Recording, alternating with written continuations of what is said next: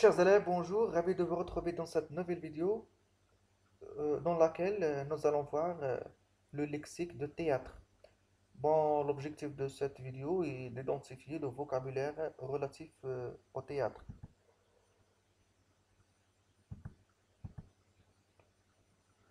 Alors, qu'est-ce qu'évoque le mot théâtre?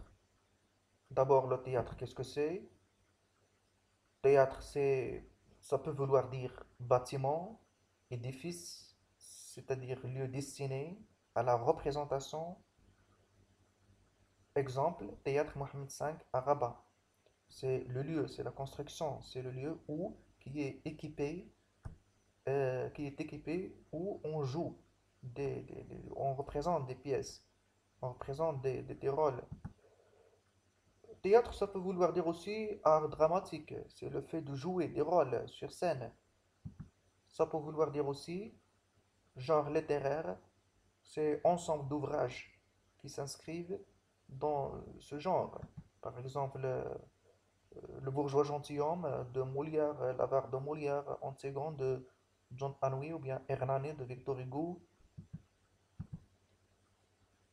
Alors, lorsqu'on entend le mot théâtre, plusieurs mots, ou bien un certain nombre de mots viennent, qui viennent à la tête.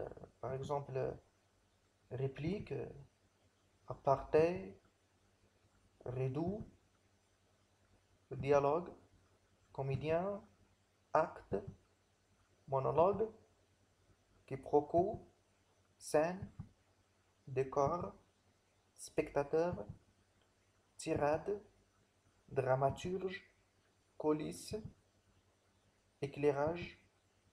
Là, on parle de lexique de théâtre. Voilà, donc nous allons voir des définitions avec illustration de certains mots relatifs au théâtre. Voilà, là on peut parler de théâtre, ça représente un théâtre avec la scène, avec l'éclairage, avec les chaises, c'est-à-dire l'espace réservé aux spectateurs. Donc le premier mot c'est rideau. Voilà, rideau sont des rideaux.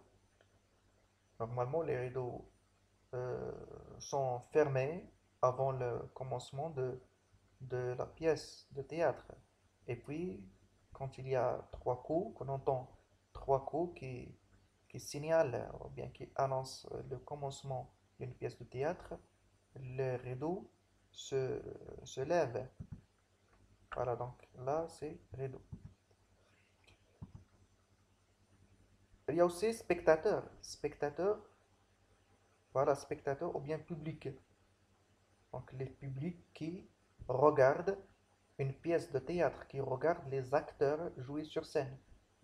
Les acteurs jouent ici sur scène et les spectateurs, voilà les spectateurs ou bien le public qui s'assoit donc pour regarder la pièce de théâtre, pour regarder les spectateurs jouer leur rôle.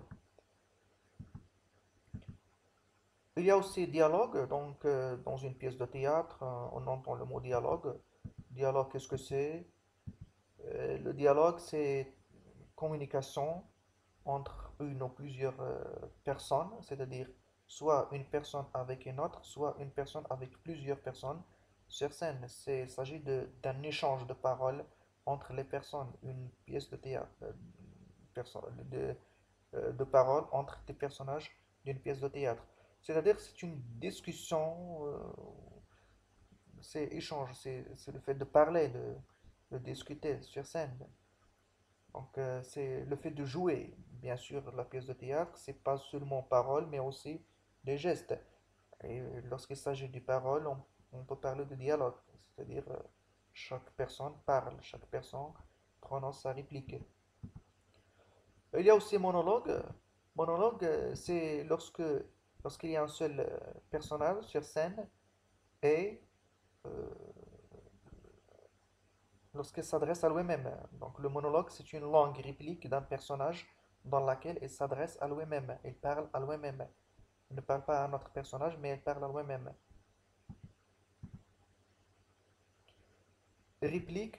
Alors dans un dialogue, on peut parler des répliques. Ces répliques à l'écrit sont déterminée par des tirets. Donc, l'échange de paroles, c'est-à-dire réplique par réplique. Un personnage dit sa réplique, l'autre répond par sa réplique, et ainsi de suite. Donc, dans n'importe quel dialogue, on trouve des répliques qui sont mentionnées par des tirets, normalement. Voilà un autre mot relatif au lexique de théâtre, quiproquo. Quiproquo, c'est malentendu qui fait prendre quelqu'un pour quelqu'un d'autre, ou bien une chose pour une autre. C'est ce qu'on peut retenir. Quiproquo, c'est malentendu. Dénouement, c'est la scène finale d'une pièce où l'intrigue trouve sa résolution. Eh ben, on a déjà parlé de la structure d'une pièce de théâtre. L'exposition, c'est la scène, c'est la première scène où on présente les personnages, l'intrigue, le lieu, le temps et tout ça. Et puis le dénouement, et puis les péripéties sont des actions et tout ça qui font avancer l'intrigue vers le dénouement. Et, le dénouement, pardon, qui signifie la scène finale d'une pièce où l'intrigue trouve sa résolution. Le dénouement, c'est la résolution, c'est la fin. Coup de théâtre, c'est événement imprévu qui intervient au cours de la pièce. Donc une autre expression, coup de théâtre, c'est l'événement imprévu qui intervient au cours de la pièce.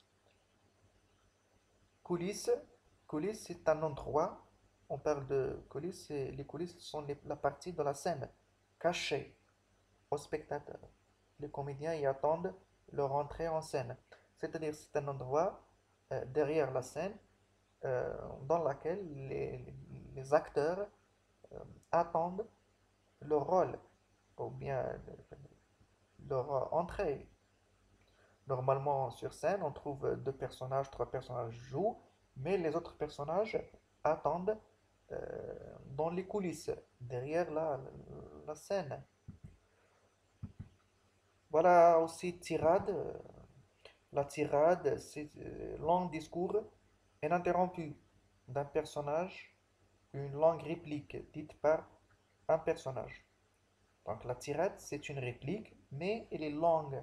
C'est lorsqu'un personnage prend la parole et, je dirais, prononce une réplique qui est très longue. Donc on parle d'une tirade. Et puis comédien ou bien acteur, c'est le personnage qui joue dans une pièce de théâtre sur scène. Là, on peut parler de comédien, ça c'est un comédien, comédien, comédien, ou bien acteur, acteur, acteur, ou bien personnage. Dramaturge, c'est une personne physique qui écrit des pièces de théâtre. Par exemple, Molière, Ionesco, Beckett, John Anouilh, Victor Hugo. Donc l'auteur d'une pièce de théâtre. Et puis l'éclairage, on peut parler d'éclairage. L'éclairage, ça c'est l'éclairage, ce sont des lumières. Alors les didascalies sont les indications de jeu qui figurent dans les pièces de théâtre. Souvent écrites en italique, ils peuvent décrire le décor, préciser les déplacements des personnages ou la manière dont ils prennent la parole. Les didascalies font partie du texte théâtral à part entière. Les didascalies, ce sont les paroles de l'auteur pour nous informer sur les gestes, les emplacements, les attitudes des personnages. Et puis l'acte, l'acte c'est la division d'une pièce de théâtre en grande partie. Normalement, dans un roman, on trouve des chapitres. Dans une pièce de théâtre, on trouve des actes. Donc c'est une division, bien, c'est une grande division.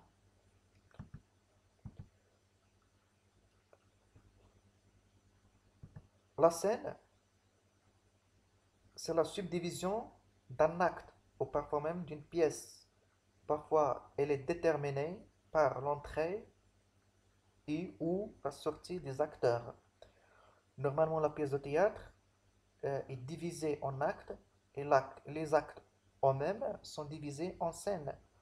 Par, par exemple, on trouve une pièce de théâtre qui se compose de 5 actes et chaque acte se compose de 5 scènes, c'est bien plus. Alors, aparté, c'est un discours prononcé par un personnage que seul le public entend. Elle est souvent désignée en didascalie par la mention à part. Alors, supposons il y a ces acteurs sur scène et cet acteur dit une réplique, prononce une phrase ou tout ça. Ces personnages ne l'entendent pas. Seulement les spectateurs, le public l'entend. Là, on peut parler de l'apartheid. Et puis, il y a le décor, c'est tout ce qui se trouve sur la scène pour créer le lieu de l'action. Par exemple, là, on peut parler de la maison, les chaises, les fauteuils, tout ça font partie du décor.